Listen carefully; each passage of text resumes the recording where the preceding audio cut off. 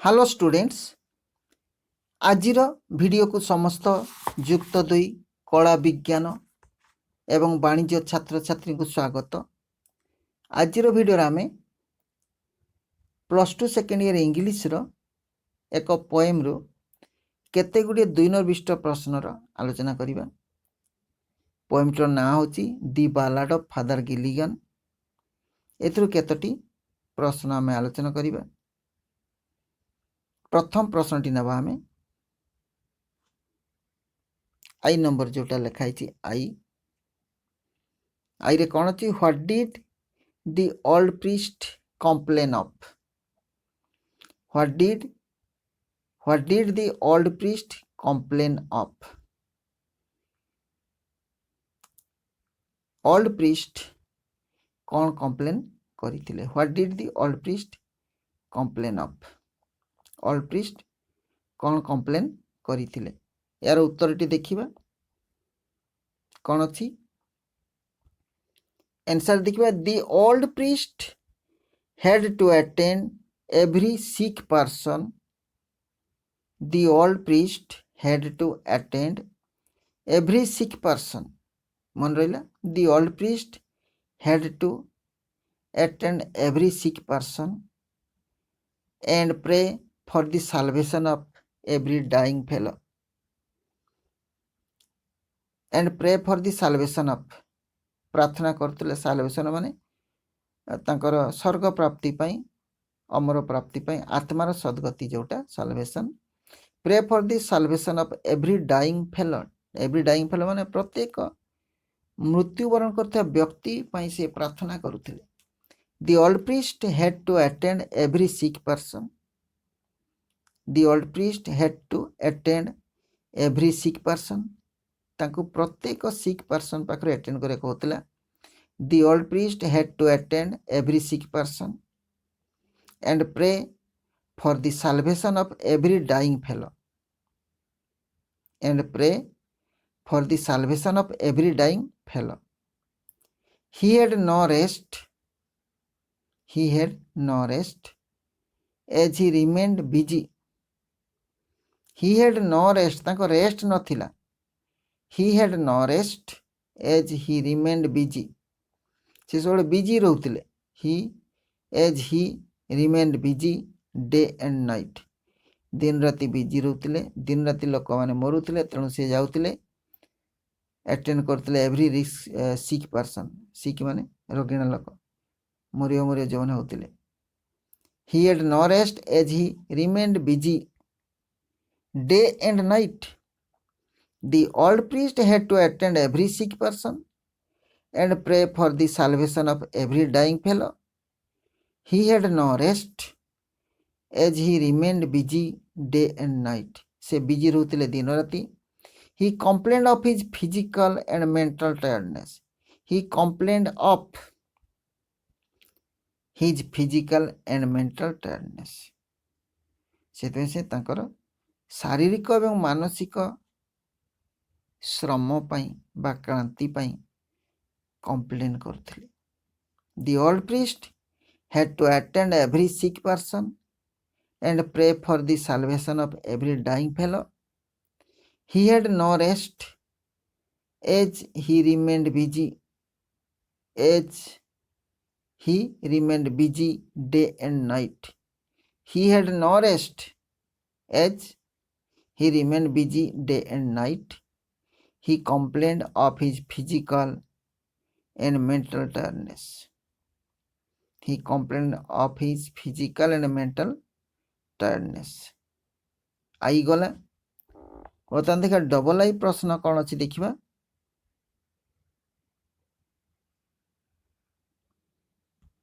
Double आई प्रश्न होची how does Father Gilligan explain his grievance. तांकर दुख को से केमिति बा तांकर हाँ तांकर जो दुख थिला तांकर जो असुविधा थिला ताकु से केमिति एक्सप्लेन करिसंती केमिति करंती से। How does Father Gilligan explain his grievance. How does Father Gilligan explain his grievance answer टी देखिबा केमिति ताकर ग्रीभेन्स को सी एक्सप्लेन कले after a day long hard work after a day long hard work old Peter Gilligan after a day long hard work old Peter Gilligan came back home in the evening and took rest after a day long hard work after a day long hard work दिन सारार परिश्रम परे old Peter Gilligan came back Peter Gilligan जो father थिले came back home घर को फेरले in the evening and took rest संध्यारे फेरले एवं रेस्ट नेले जस्ट एट दैट टाइम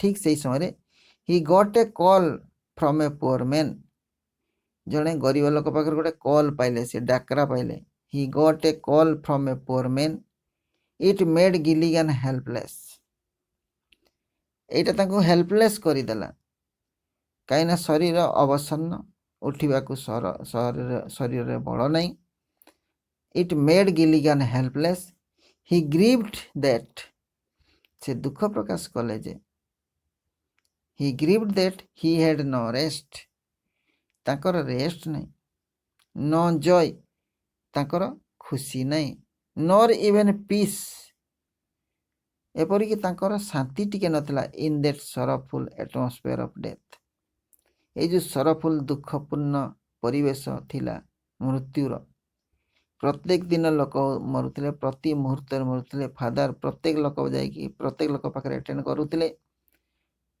तार आत्मा सद्गति प्रार्थना करुले तेणु टिके भी रेस्ट मिल नथिला he grieved that he had no rest तांको रेस्ट नथिला no joy nor even peace in that sorrowful atmosphere of death. Next देखिबा next कौन हो triple I who was Peter Gilligan and why was he weary who was Peter Gilligan and why was he weary Peter Gilligan किए थिले एवं से कहीं की क्रांत श्रांत हो जाइथिले who was Peter Gilligan and why was he weary answer देखिबा Peter Gilligan was the old Christian priest of a particular parish. कौन सी को धर्म जाजक सी जन धर्म जाजक थिले आ तांकर जो पेरिस रो जो थिला तांकर कौन कह जो ताको तांकर जो धर्म रो जो एरियाटा थिला तांको धर्म एरिया थिला तांकर जो एरिया भितर से धर्म कार्य करुतिले a particular parish his duty was to pray for the dying soul तांकर काम थिला ए मरी जाउथा लोकन को प्रार्थना करिया मरी जाउथा आत्मार सद्गति में प्रार्थना करे his duty was to pray for the dying soul Peter Gilligan became very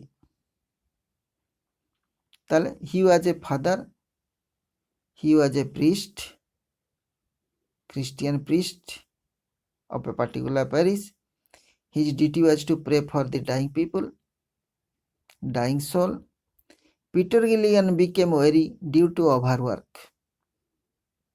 he became weary due to overwork in a very disheartening atmosphere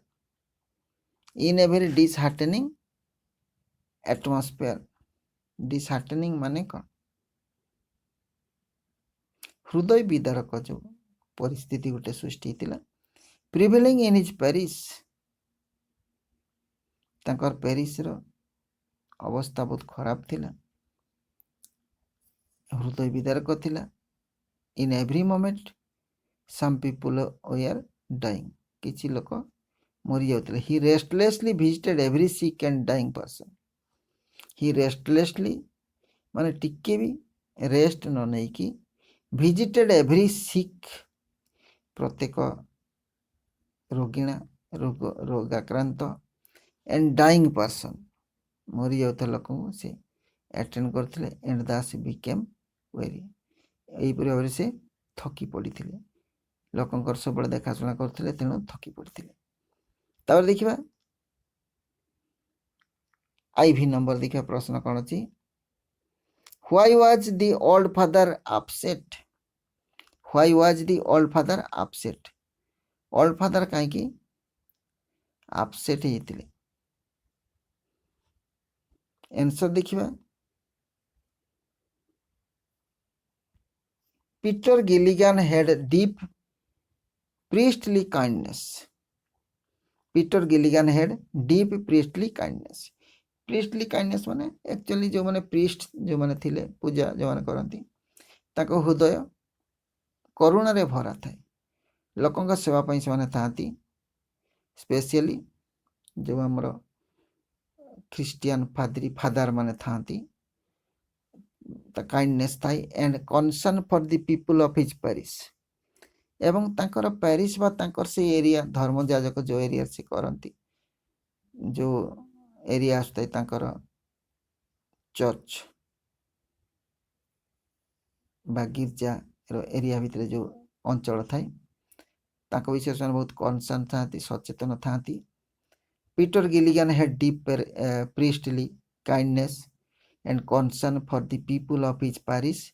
He was upset when a poor man sent for him.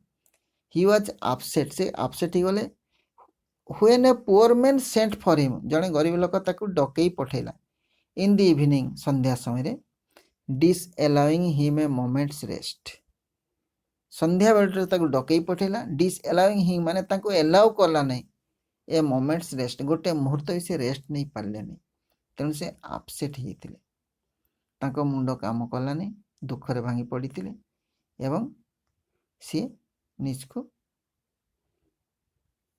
बहुत दुखित मन करते next देखिबा number भी why did Peter beg God's forgiveness why did Peter beg God's forgiveness माने कौन क्षमा प्रार्थना करियो भगवान कर क्षमा प्रार्थना कहीं कले से एटी पीटर कहले Peter Gilligan father Peter Gilligan why did Peter beg God's forgiveness भगवान कहीं से क्षमा प्रार्थना कले आंसर हम Peter Gilligan begged God's forgiveness भगवान को से क्षमा प्रार्थना करे ईश्वर क्षमा प्रार्थना कले पीटर गिलिगन ईश्वर क्षमा प्रार्थना कले Peter Gilligan begged God's forgiveness Peter Gilligan begged God's forgiveness for expressing annoyance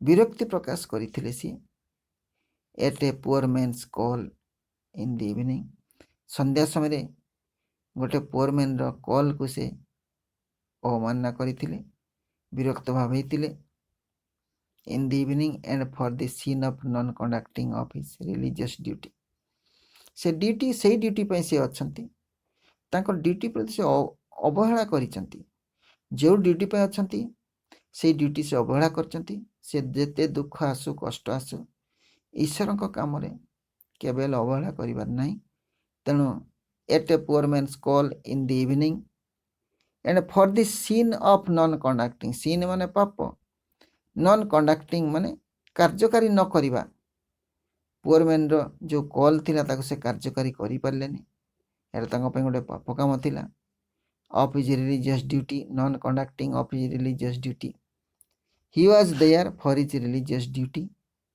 but he was unable to conduct his religious duty से रिलीजियस ड्यूटी करिया को अक्षम हेले in preference to his personal rest से prefer कले for his personal rest ना से चाहिए पर्सनल रेस्ट जॉय और पीस पर्सनल जॉय पाई से चाहिए बा पर्सनल शांति पाई चाहिए बा पर्सनल रेस्ट पाई चाहिए it was a sin for him so Peter Gilligan begged God's forgiveness. Okay.